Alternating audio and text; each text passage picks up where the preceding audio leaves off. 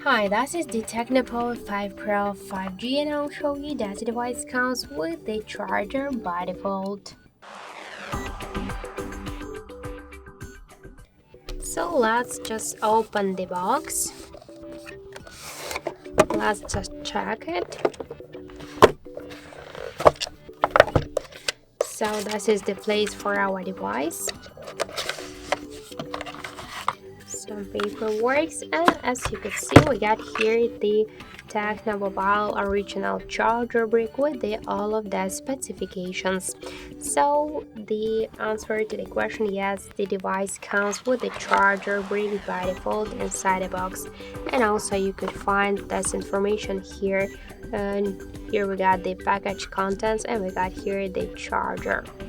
So that's it, thank you for watching, and if you like this video leave thumbs up and subscribe our channel.